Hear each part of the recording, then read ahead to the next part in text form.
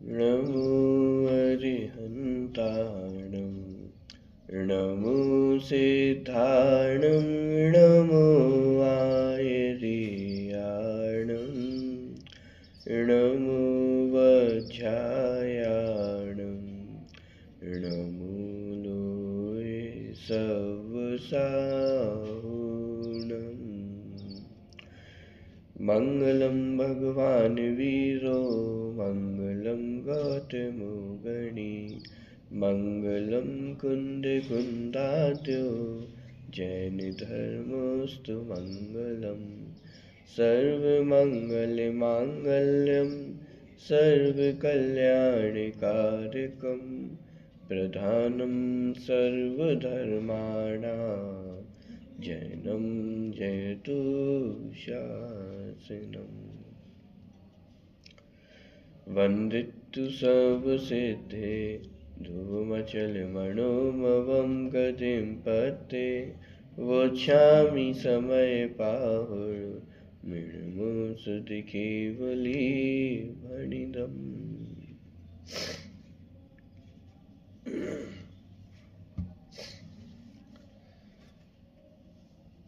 समय सारजी ग्रंथ 32वीं 33वीं गाथा की चर्चा अपनी चल रही थी। गाथा का पाठ एक बार यहाँ से करते हैं, विषय की ओर आगे बढ़ेंगे। पृष्ठ क्रमांक 294।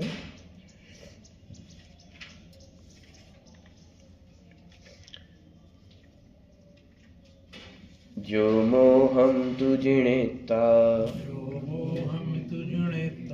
ऋण सहावादियं मुणदियादम् तम जिद मोहम साहुम परमठ वियाणया बेंती जिद मोह से तुजैया हीनो मोहो हवेज साहुस तैयाहु क्षीण मोहो भर्णति सोणिच्छय विदुहिं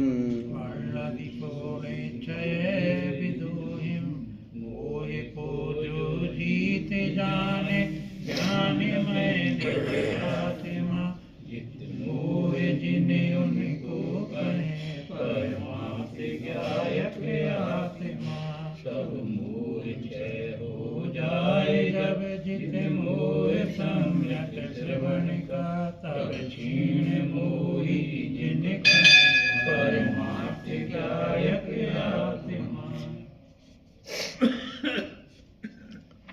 दूसरी और तीसरे प्रकार की निश्चय स्तुति का वर्णन 32वीं और 33वीं गाथा में किया गया है।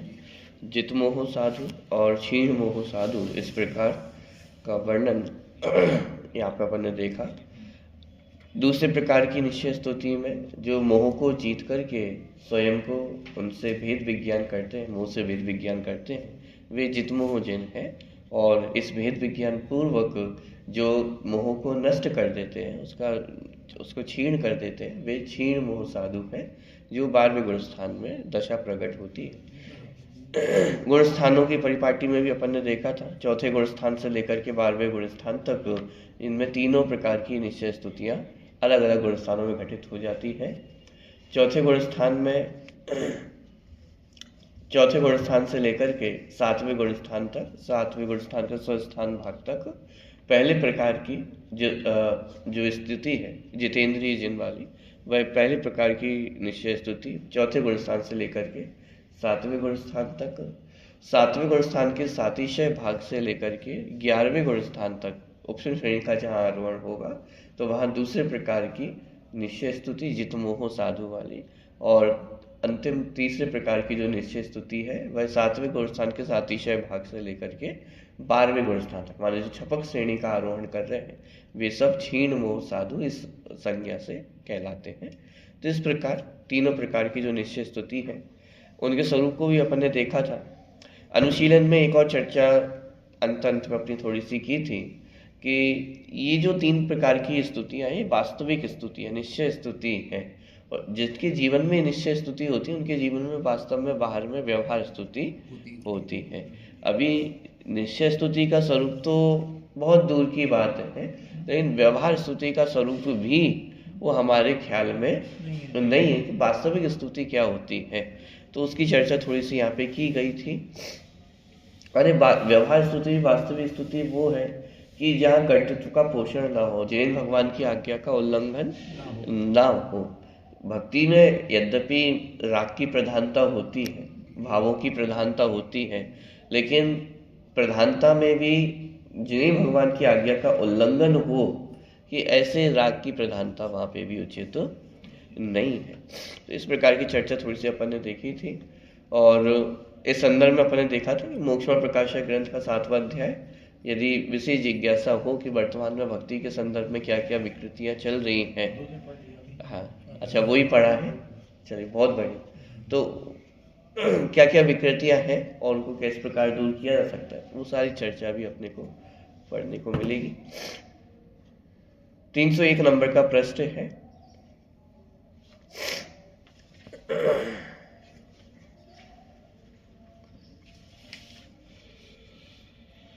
दूसरा पैराग्राफ।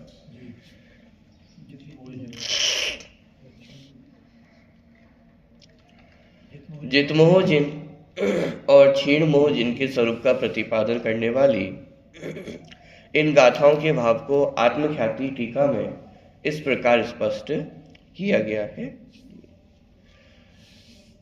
जो मुनि फल देने की सामर्थ्य से उदय रूप होकर भावक पने से प्रकट होते हुए मोह कर्म के अनुसार, भावक पने से कौन प्रकट हो रहा है? भाव्य भावक, दो चीजें थी। तो भावक कौन है?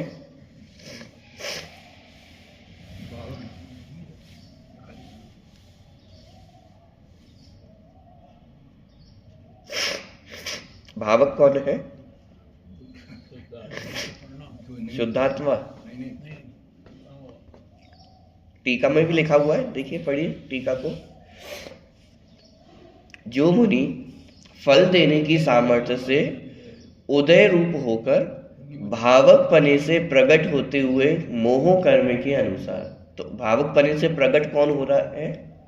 मोह कर्म। तो मोह कर्म कौन है? भावक। माने उदय में आता हुआ जो मोह कर्म है उसे भावक कहा जा रहा है। भावक, भाव कराने वाला, तो वह भावक। तो जीव को नाना प्रकार के भाव कौन करा रहा है?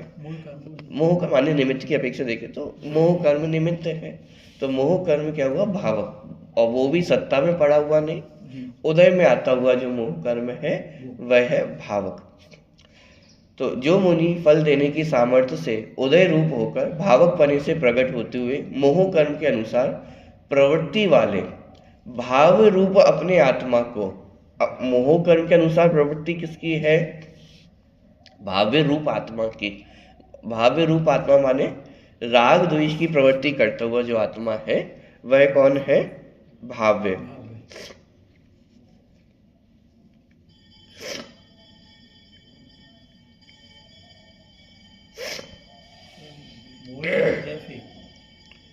आप लोग पढ़ लीजिए, मैं थोड़ा सा स्टार्टिंग से पढ़ लीजिए। जो मुनि, कोई भी पढ़ लीजिए।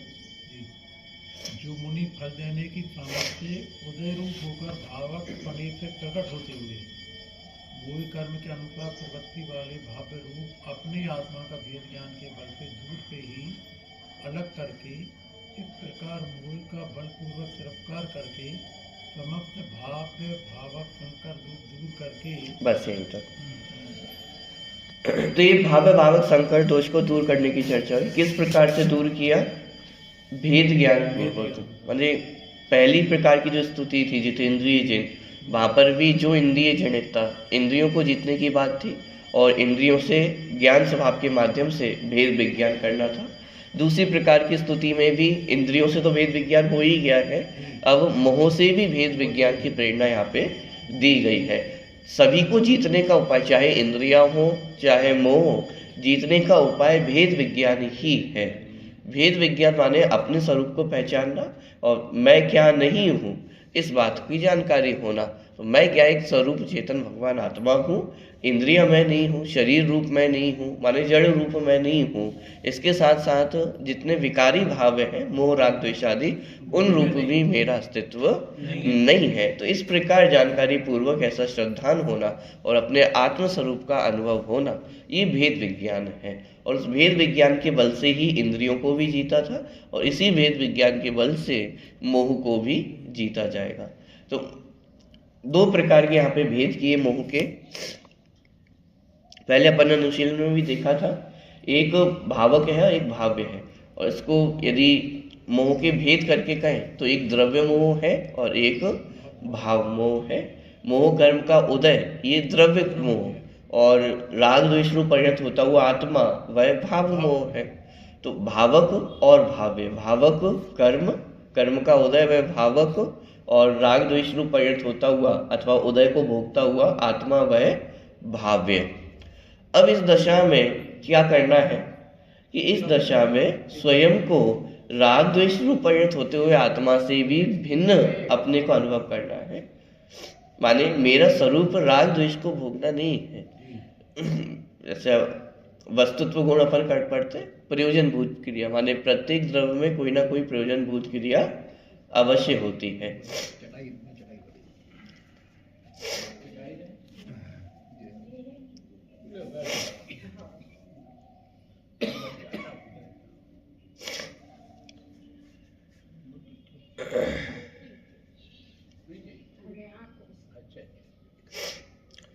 प्रत्येक द्रव्य में कोई ना कोई प्रयोजन भूत क्रिया अवश्य होती।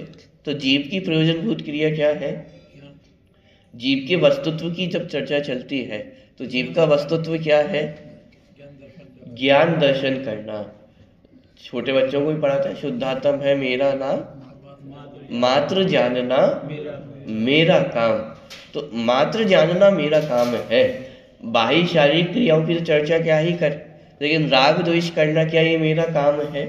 मोह करना क्या ये मेरा काम है कि नहीं? जीव का वस्तुत्व जानना देखना है। राग द्वेष करना ये जीव का वस्तुत्व नहीं है, तो वो मेरा स्वरूप भी नहीं। तो इसलिए उस मोह राग द्वेष से भेद विज्ञान कराया, और भेद ज्ञान करके क्या किया? भाव्य भावक संकर दोष को दूर किया। और जब भेद ज्ञान किया तो मोह के लिए क्या शब्द का प्रयोग किया?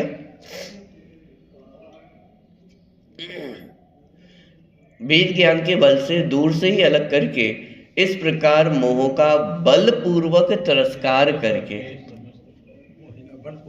क्या लिखा? मोह का बलपूर्वक तिरस्कार करके।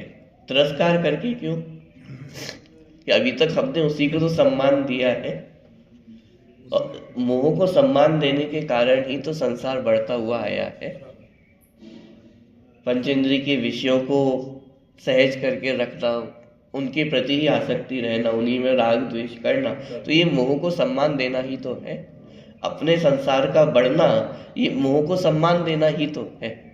तो यदि हमें संसार को कम करना है, संसार को नष्ट करना है, तो क्या करना होगा कि मोह का तिरस्कार करना। और तिरस्कार करना मतलब अपशब्द बोलना, लड़ने भिड़ने पहुंच जाना, ये तिरस्कार करना नहीं है। उसकी ओर देखना भी नहीं, यही उसका तिरस्कार है। आत्म स्वरूप की ओर दृष्टि करना। अभी तक अपन ने आत्म तिरस्कार किया था और मोह को सम्मान दिया था। तो आत्मा का तिरस्कार करने के लिए आपने क्या किया? आज तक देखा ही नहीं, यही तो आत्मा का तिरस्कार था। तो अब मोह का तिरस्कार करना है तो क्या करना होगा कि मोह की तरफ देखना नहीं है। मोह की आश्रित, मोह के पराधीनता में जो हमारा जीवन चल रहा था, उस पराधीनता को छोड़ देना, अपने आत्म स्वरूप को देखना, यही मोह का तिरस्कार है। तो आत्म स्वरूप की ओर दृष्टि देना, यही आत्मा का सम्मान और मोह का तिरस्कार है। तो उसे दूर से ही अलग करके, दूर से ही अलग करके क्यों? क्योंकि वास्तव में तो मोह हमारे नजदीक कभी आया ही नहीं, स्वरूप से तो हमेशा बाहर ही है ना।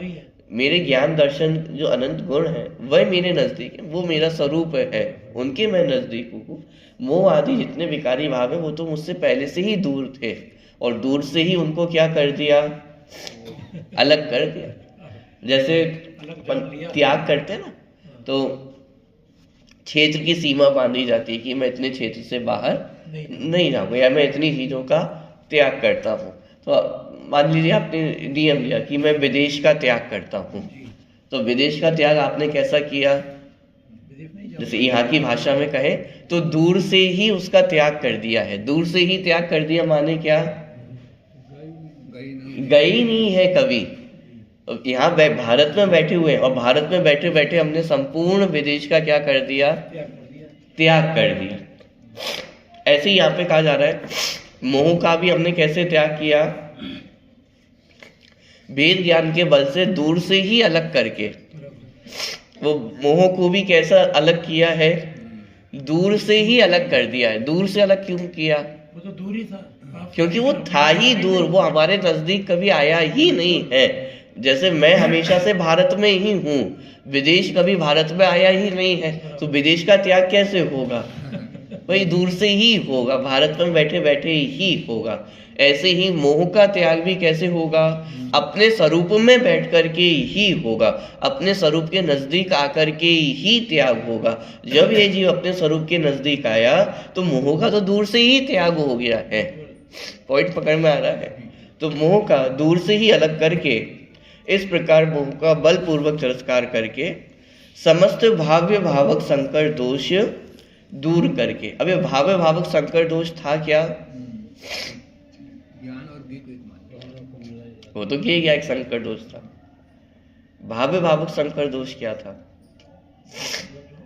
उदय में जो कर्म आ रहा है, उदय में कर्म आ रहा है, वो एक हुआ भावक, और भाव्य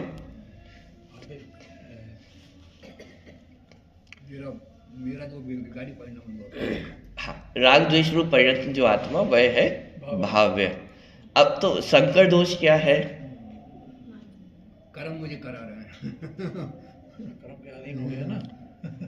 और कर्म दोष दिखता नहीं है। संकर दोष का मतलब ये है कि भावक कर्म है, भाव्य रूप परिणत अर्थात राग द्वेष परिणत आत्मा वह भाव्य है। लेकिन इस सब के बीच में जो शुद्ध ज्ञायिक चेतन तत्व है उसकी ओर हमारी दृष्टि नहीं गई। माने वो इस भाव्य भावक पे ही मिल गया। जो चैतन्य सत्ता थी वह भाव्य भावक भी ही मिल गई। संकर माने मिल जाना। तो जो वास्तव में आत्मा नहीं था उसमें ही हमने आत्मा के अस्तित्व को मिला दिया है। यही भाव्य भावक संकर दोष है। तो एक ज्ञायिक चेतन भाव को नहीं पहचानना और भाव्य भावक में ही उसकी सत्ता की कल्पना करना, ये भाव्य भावक संकर दोष है। लेकिन जब भेद विज्ञान किया तो हमें ख्याल में आया कि कर्म का उदय तो भावक है और राग द्वेष परिणत होता हुआ आत्मा, विकार रूप परिणत होता हुआ आत्मा वह भाव्य है। लेकिन ज्ञायक कौन है? कि भाव्य और भावक से भिन्न जो चैतन्य शक्ति है वह कौन है? ज्ञायक चैतन्य मैं तत्व हूँ। तो उस चैतन्य स्वभाव के आश्रय से राण साहब आदि हम ज्ञान स्वभाव से अपने आप को अधिक जानते हैं। तो अपने ज्ञान स्वभाव को पहचान करके इंद्रियों से भेद विज्ञान किया था। अब यहाँ पर मोह से भी भेद विज्ञान की चर्चा की जा रही है। तो भाव्य भावक संकर दोष दूर करके क्या किया?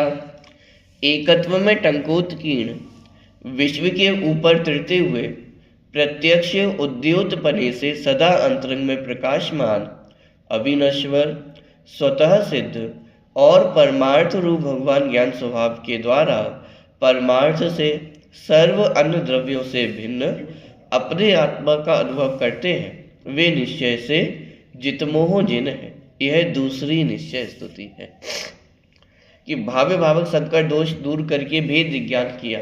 तो भेद विज्ञान करके करना क्या है कि मोह से दृष्टि हटी है तो अब दृष्टि कहाँ पे आएगी? कि ज्ञायक भगवान आत्मा पे। अब वो ज्ञायक भगवान आत्मा कैसा है? एकत्व में टंकोत्कीर्ण है, माने अपनी एकत्व स्वरूप को कभी भी छोड़ता नहीं है, कभी भी द्वैतपने को प्राप्त नहीं होता है। तो अपने एकत्व में टंकोत्कीर्ण है। एकत्व में टंकोत्कीर्ण होने माना अपना जो अनंत गुणों का भंडार है वो सब कैसा है? एक अखंड चैतन्य सत्ता है। और उस एक अखंड चैतन्य सत्ता को कभी भी ये जीव छोड़ता नहीं है। भले ही संसार दशा में भी हो, निगोद दशा में भी इस जीव ने कभी अपने एकत्व को नहीं छोड़ा है। यदि एकत्व को छोड़ दिया होता तो समस्या क्या आती? देखो स्वरूप कहीं ना कहीं नाप हो जाता। एकत्व को छोड़ने का मतलब ये है कि इसमें पुद्गल का भी प्रवेश कर सकता था। फिर द्वैत रूप होने के लिए दो का मिलना आवश्यक है, बराबर। माने कोई दूसरी सत्ता का मिलना आवश्यक है। तो सबसे नजदीक इस जीव के साथ कौन रहा अनादिकाल से? भाव कर्म। पुद्गल ही रहा। माने यदि कर्म द्रव्यों में देखा जाए तो सबसे नजदीक पुद्गल द्रव्य रहा है जीव के साथ। तो पुद्गल द्रव्य माने शरीर, तो शरीर का जो अंश है वह जीव में मिल जाता और तो वह द्वैत पदे को प्राप्त होता। लेकिन यह जीव आज तक कभी भी द्वैत पदे को प्राप्त नहीं हुआ है, सदा एकत्व को ही प्राप्त रहा। एकत्व में टंकोत कीर्ण माने एकदम खचित स्वभाव है। जैसे पत्थर में लकीर टंकोत कीर्ण हो जाती है, ऐसे ही मेरा जो ज्ञायक स्वभाव है वह कैसा है? टंकोत कीर्ण स्वभाव है। अपने एकत्व स्वभाव को जीव ने कभी भी छोड़ा नहीं है। अनादिकाल से ज्ञान स्वरूप वाला था, वर्तमान में भी ज्ञान स्वरूप हूँ और अनंत काल तक यह जीव कैसा रहेगा? ज्ञान स्वरूप ही रहेगा। ये जीव का एकत्व में टंकोत कीर्णपना। तो एकत्व में टंकोत कीर्ण विश्व के ऊपर तिरते हुए, विश्व के ऊपर तिरते हुए माने क्या?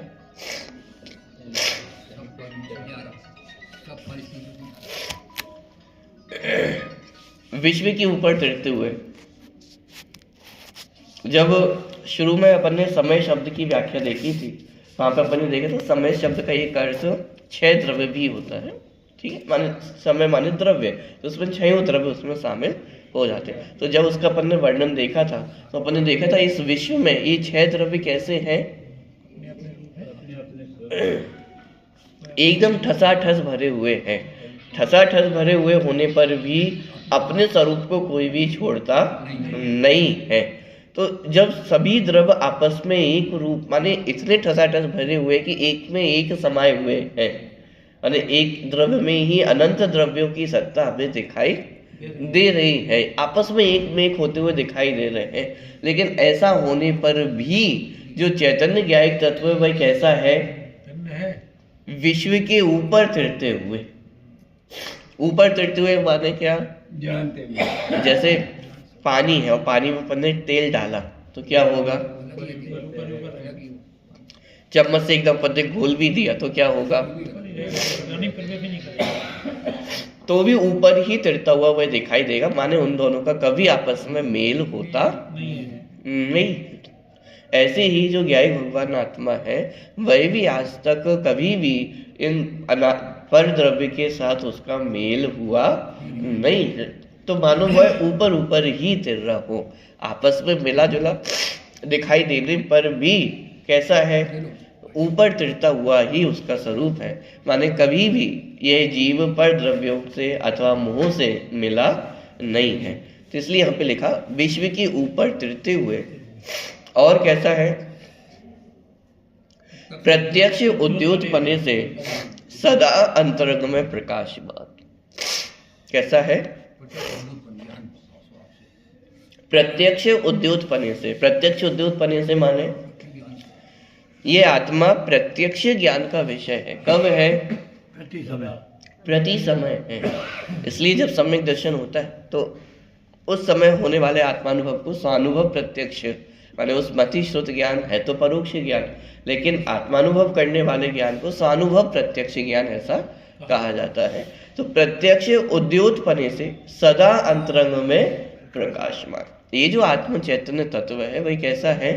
सदा प्रकाशमान है।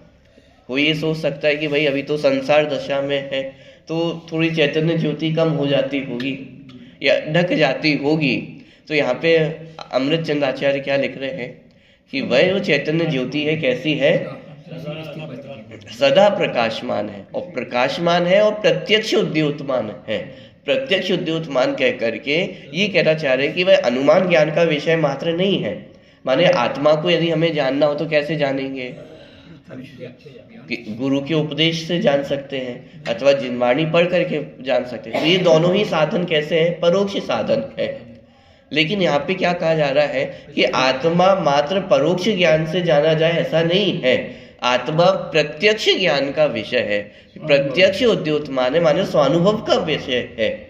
जैसे हम पुद्गल द्रव्य को जानते हैं तो पुद्गल द्रव्य को जानने के लिए हमें किसकी आवश्यकता है? यद्यपि पुद्गल द्रव्य का जो विषय वो सदा परोक्ष विषय ही रहेगा। जब तक मति श्रुत ज्ञान है तब तक तो ये परोक्ष ज्ञान का ही विषय रहेगा। बिना इंद्रियों की सहायता के हम पुद्गल द्रव्य को नहीं जान सकते, लेकिन बिना इंद्रियों की सहायता के आत्मा को जानना संभव ही नहीं, आवश्यक भी है, क्योंकि इंद्रियों से तो आत्मा जाना नहीं जा सकता है। तो जो आत्मा का ज्ञान होगा वह तो प्रत्यक्ष ज्ञान ही होगा, इंद्रियों की सहायता से वह ज्ञान कभी भी होने वाला नहीं है। इसलिए यहाँ पे कहा प्रत्यक्ष उद्योतपने से सदा अंतरंग में प्रकाशमान, सदा प्रकाशमान है। माने संसार दशा में भी वह चैतन्य ज्योति कैसी है? सदा प्रकाशमान है, प्रकाशमान है। इसीलिए उस स्वानुभूति के माध्यम से आत्मा का आश्रय लिया जा सकता है, आत्मा का ज्ञान किया जा सकता है। यदि प्रकाशमान नहीं होती तो कैसे आत्मस्वरूप का अनुभव होता? लेकिन प्रत्यक्ष आत्मस्वरूप सदा अंतरंग में कैसा है? प्रकाशमान है। और कैसा है? अविनश्वर है, जिसका कभी भी नाश नहीं होता है। आयु की पूर्ति होने पर तो नाश होगा, आयु कर्म की पूर्ति होने का तात्पर्य मात्र इतना है कि वर्तमान में शरीर और आत्मा का संयोग है। अब ये संयोग कितने समय तक रहेगा ये आयु कर्म से निश्चित हुआ कि इतने समय तक शरीर और आत्मा का संयोग रहेगा। आयु कर्म पूर्ण हुआ, ये संयोग भी छूट गया, लेकिन छूटा तो संयोग है, नष्ट तो संयोग हुआ है। ना ही पुद्गल द्रव्य नष्ट हुआ है और ना ही जीव द्रव्य नष्ट हुआ है। पॉइंट पकड़ में आ रहा है? शरीर को भी बाद में जो कुछ उसके साथ किया जाता है वो सब करने के बाद भी, अग्नि में झोंक देने के बाद भी वह पुद्गल द्रव्य तो नष्ट नहीं हुआ। इसी प्रकार यहाँ पे जो जीव सत्ता थी, चैतन्य सत्ता थी, वो भी नष्ट नहीं हुई है। तो इसीलिए आत्मा कैसा है? अविनश्वर है, जो कभी भी मरण को प्राप्त नहीं होता है, जो कभी भी नाश, जिसका कभी भी नाश नहीं होता है, अविनश्वर है। और कैसी है? शब्द आता है कि आत्मा को क्या आत्मा के लिए हम कह देते हैं कभी नष्ट नहीं होता, कभी अजर अमर है, कुछ ऐसा नहीं है। लेकिन यहाँ तो ये कह रहे हैं छह द्रव्यों का कभी कुछ बिगड़ा नहीं है, छह द्रव्य अपने अपने रूप रहते हैं, छह द्रव्य अजर अमर है। यहाँ आत्मा की ही चर्चा है, यहाँ बाकी द्रव्यों की चर्चा नहीं। क्यों? दूल्हा कौन है? आत्मा है। तो चर्चा हमें किसकी करनी है? छह द्रव्यों की चर्चा तो प्रारंभ में करके आ गए। बात ये जीव और पुद्गल की जो भी बात है, तो जीव को तो हमने कह दिया कि अजर अमर है, लेकिन पुद्गल भी तो अजर अमर है। हाँ, छयो द्रव्य अजर अमर अविनाशी है। और ये चर्चा पत्र शुरू में पढ़ के आ गए, जब समय शब्द की व्याख्या हुई थी वहाँ छयो द्रव्यों की सामान्य चर्चा अपने अपने स्वरूप में ही है, स्थित है। छयों द्रव्यों की चर्चा वहां पर ने की थी कि छयों द्रव्यों का स्वरूप कैसा है। ये सब अपने अपने में निमग्न है, अपने अपने स्वरूप में ही रहते हैं, कोई एक दूसरे को स्पर्श नहीं करता है। छह द्रव्यों की चर्चा, सामान्य चर्चा अपन ने देखी। अब उसके बाद चूंकि ये ग्रंथ आध्यात्मिक ग्रंथ है, आत्मा के स्वरूप को समझने की बात है। क्यों? उसका कारण भी स्पष्ट किया था।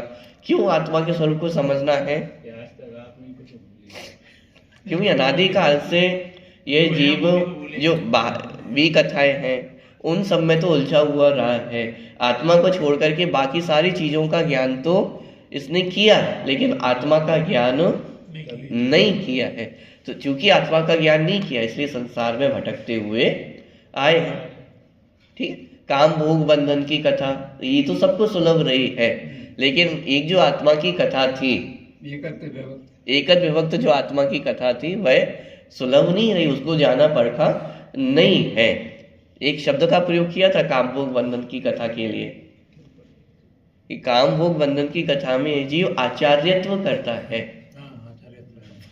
शब्द अपन ने पढ़ा था। आचार्यत्व माने वर्तमान यदि भाषा में कहे तो उसमें एमए कर रखी है, माने मात्र अंडर ग्रेजुएट ही नहीं है, पोस्ट ग्रेजुएशन भी कर रखी है। काम भोग बंधन की कथा में बिल्कुल मास्टरी है उसकी, कि काम भोग बंधन की कथा में स्वयं भी करता है, दो लोग कर रहे होंगे तो उनको भी और प्रोत्साहित करता है, उसमें अपनी और विशेष टिप्पणियां भी देता है। माने काम भोग बंधन की कथा में तो प्रत्येक जीव निपुण है, एक आध दो जीवों की बात नहीं है। तो संसार में जो जीव है वो सब कामभोग बंधन की कथा में निपुण ही है, तो उसकी तो चर्चा करने की आवश्यकता नहीं। इसलिए पुद्गल द्रव्य की क्या चर्चा करें, बाकी द्रव्यों की क्या चर्चा करें। हाँ, लेकिन जिसकी चर्चा आज तक इस जीव ने ना पढ़ी है, ना सुनी है, ना समझी है, वो एकद विभक्त भगवान आत्मा की चर्चा थी। तो इस ग्रंथ में मुख्यतया और संपूर्ण ग्रंथ में ही उस एकद विभक्त आत्मा की ही प्रतिज्ञा आचार्य कुंद ने भी की थी कि मैं प्रतिज्ञा करता हूँ। क्या प्रतिज्ञा करता हूँ? कि उस एकद विभक्त आत्मा को ही दर्शाऊंगा। तो प्रतिज्ञा ही जब ये की है कि आत्मा को ही दर्शाऊंगा, तो पूरे ग्रंथ में चर्चा ही उस आत्मा की आने वाली है। बाकी द्रव्यों की चर्चा बहुत गौण होगी, कि चर्चा होगी भी तो यथास्थान जहाँ आवश्यकता महसूस होगी, और वो भी भेद विज्ञान के रूप में। जैसे यहाँ पर भी इंद्रियों की चर्चा की, तो इंद्रियों की चर्चा इंद्रियों के स्वरूप को समझाने के लिए नहीं की है, इंद्रियों की चर्चा इंद्रियों से भेद ज्ञान करने के लिए की है। मोह की चर्चा की, मोह की चर्चा मोह के स्वरूप को बताने के लिए नहीं की। शिष्य ने प्रश्न भी किया कि भाई कौन कौन से गुणस्थान में किन किन प्रकृतियों का उपशम क्षय होता है, तो क्या कहा कि साहब वो आप कर्णानियों के ग्रंथों में विशेष अध्ययन कर लें। यहाँ उद्देश्य मोह के स्वरूप को स्पष्ट करना नहीं है, यहाँ उद्देश्य ये है कि मोह से भेद ज्ञान पूर्वक एकल विभक्त आत्मा को समझा जा सके। तो आचार्य कुंद ने भी वही प्रतिज्ञा की, अमृतचंद आचार्य ने भी वही प्रतिज्ञा की है, और शिष्य भी इसी संकल्प पूर्वक बैठे हैं कि हमें उस एकल विभक्त भगवान आत्मा को समझना है। इसीलिए यहाँ पे मुख्यतया आत्मा की ही चर्चा की जा रही है। हाँ, एक सामान्य परिवेश में जो स्वतंत्रता की चर्चा आत्मा के संदर्भ में है, वह चर्चा 6 द्रव्यों माने अन्य 5 द्रव्यों में भी घटित तो होती है। प्रत्येक द्रव्य परस्पर में स्वतंत्र है, एक दूसरे में कुछ भी हस्तक्षेप करने में समर्थ नहीं है। ठीक, देखिए अविनश्वर है, स्वतः सिद्ध। जो भगवान आत्मा है वह कैसा है? स्वतः सिद्ध है। स्वतः सिद्ध माने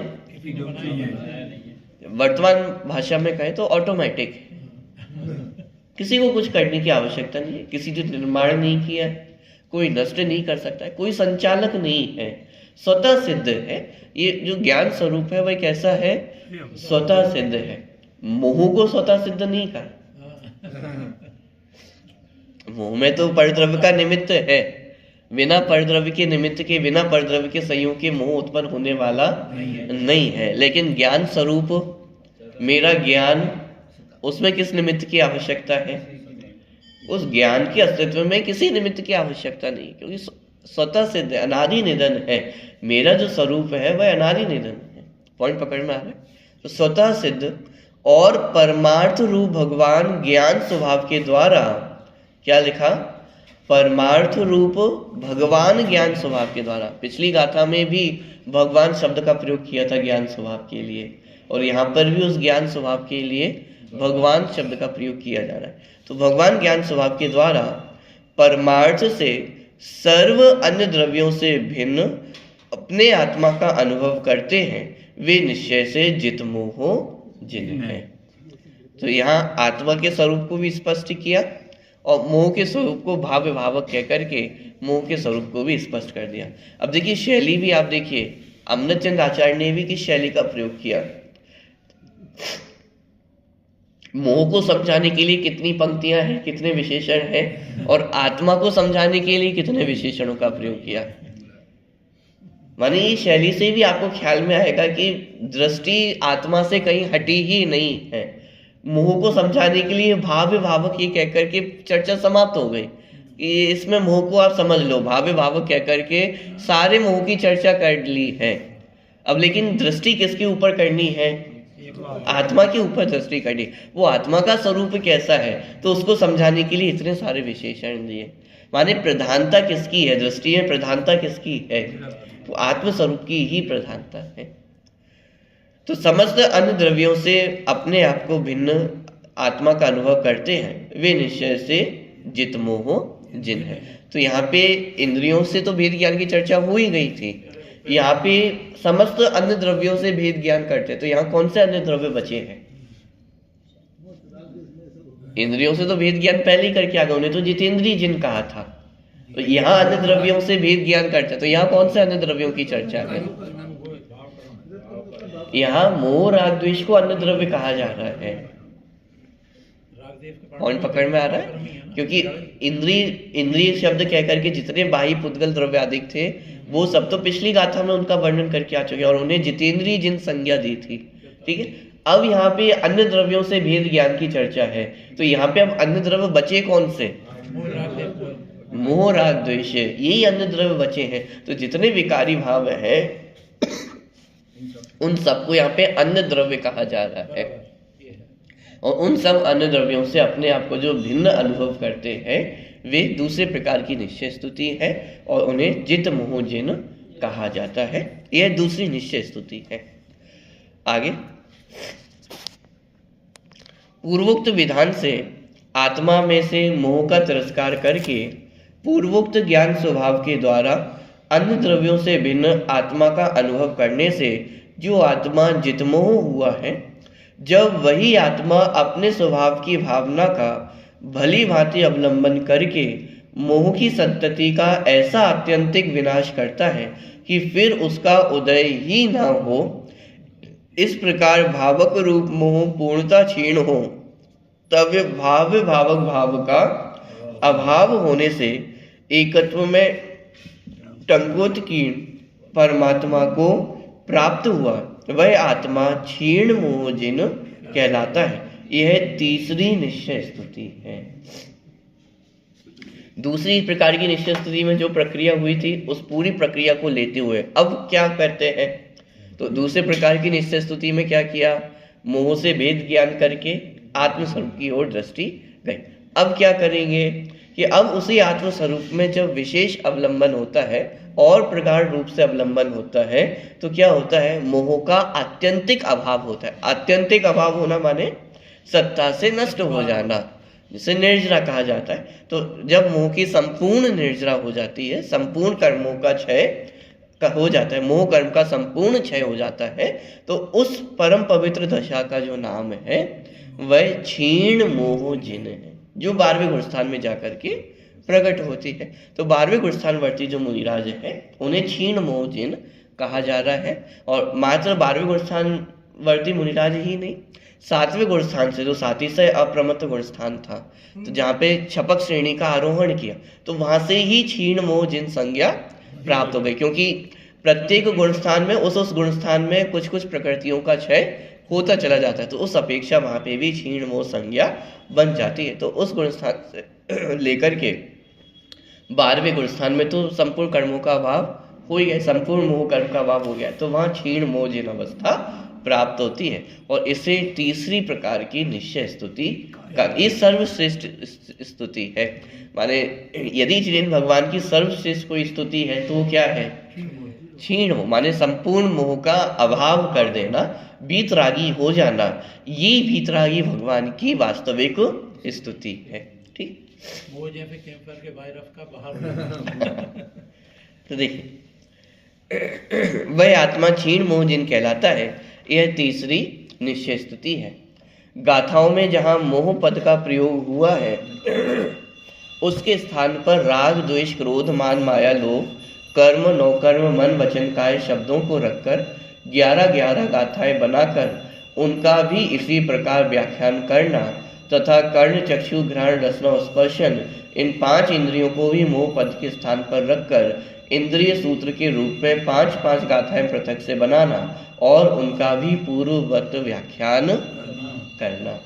माने इतनी गाथाएं यहाँ से बनाई जा सकती है। अकेले मोह शब्द में कितनी चीजें आ गई हैं? मोह राग द्वेष क्रोध मान माया लोभ समस्त प्रकार की इंद्रियां परद्रव्य, ये सब मोह पद के द्वारा ग्रहण कर लिए गए हैं। इंद्रियों में 5 इंद्रियां आई गई हैं, स्पर्श रसना घ्राण चक्षु कर्ण, इन सबसे भेद ज्ञान करना ये निश्चय स्तुति है। इस प्रकार इन गाथाओं के अनुसार 16 गाथाएं बनाकर विस्तार से व्याख्यान करना। इसी प्रकार इन 16 सूत्रों के अलावा भी विचार कर लेना। ये टीका का ही अंश है। माने अमृतचंद आचार्य ही प्रेरणा दे रहे हैं कि इस प्रकार 16 गाथाएं बनाई जा सकती हैं।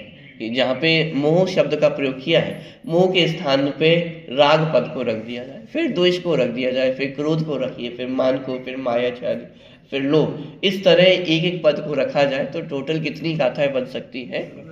16 गाथाएं बन सकती हैं। इसका मतलब इतनी वस्तुओं से भेद ज्ञान की चर्चा अपन ने देख ली है। शब्द तो अपन ने 2 ही रखे, इंद्रिय और मोह। 31वीं गाथा में जो इंद्रिय जड़ता और 32वीं गाथा में मोह को जीतने की चर्चा थी। और मात्र 2 पदों का प्रयोग करके इतनी सारी चीजों से भेद ज्ञान की चर्चा हो गई है। इंद्रिय कहकर के द्रव्येंद्रिय, भावेंद्रिय, इंद्रियों के विषयभूत पदार्थ, ये सब उसमें आ गए थे। मोह पद कहकर के जितना विकारी परिणमन है, जितने विकारी भाव है, विभाव भाव है, वो सब इसमें सम्मिलित हो गया और उन सब से भेद ज्ञान करने की चर्चा यहाँ पे ली गई है। तो इस प्रकार 16 सूत्रों के अलावा भी विचार कर लेना। यहाँ आचार्य देव 32वीं और 33वीं गाथा के आधार पर 16 गाथाएं बनाकर उनकी व्याख्या भी इसी प्रकार करने का आदेश दे रहे हैं, जिससे हमें जितमोह जिनके समान, अब देखिए नाम भी बदल जाएंगे। अब जहाँ पे अपन ने राग पद रखा तो क्या बन जाएगा? जित राग जिन, जित द्वेष जिन, जित क्रोध जिन, जिन मान जिन आदि का, तथा क्षीण मोह जिनके समान, क्षीण राग जिन, क्षीण द्वेष जिन, क्षीण क्रोध जिन, क्षीण मान जिन आदि का स्वरूप भी ख्याल में आएगा। कुछ नमूने के तौर पे माने यहाँ पे गाथाएं बना करके भी बताई गई है कि किस प्रकार की गाथा यहाँ पे बन सकती हैं। उसकी चर्चा अपन, समय हो गया है तो कल अपन देखेंगे। मात्र पद को ही अलग रखा है, मोह पद के स्थान पे राग को रखा और फिर पूरी गाथा सेम है, फिर द्वेष को रखा और पूरी गाथा सेम। माने किस प्रकार से 16 गाथाएं बन सकती हैं, तो इस प्रकार का थोड़ा सा उदाहरण यहाँ दे करके समझाने का प्रयास किया है। उसकी चर्चा कल अपन करेंगे। स्वरूपी अविनाशी में आत्मस्वरूप, सहजानंदी सोच स्वरूपी अविनाशी में आत्मस्वरूप, सहजानंदी सोच स्वरूपी अविनाशी में आत्मस्वरूप। स्तुति नंबर 54, पेज नंबर 53, स्तुति नंबर 54। धन्य धन्य जिन वाणी माता शरण तुम्हारी आई, परमागम का मंथन करके शिवपुर पद पर आई। माता दर्शन तेरा रे पवित्र को आनंद देता है, हमारी नैया ठेका है।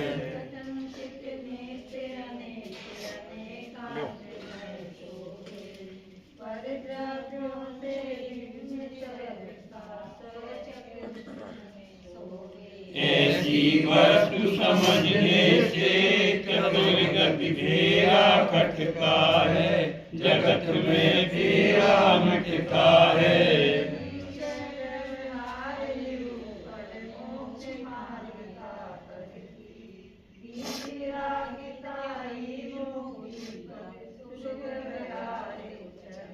माता तेरी सेवा से मुक्ति का मार्ग खुलता है, महामिथ्यात्म खुलता है।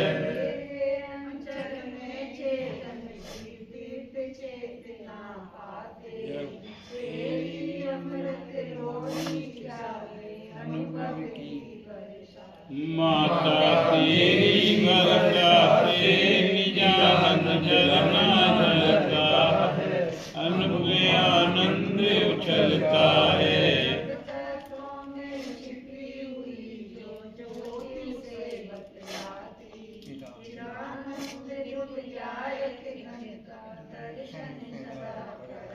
माता तेरी दर्शन से निजातम दर्शन होता है, सम्यक दर्शन होता है। क्या वाणी के ज्ञान से सुंदर उतारो, तो वाणी मस्तक नमो सदा दे।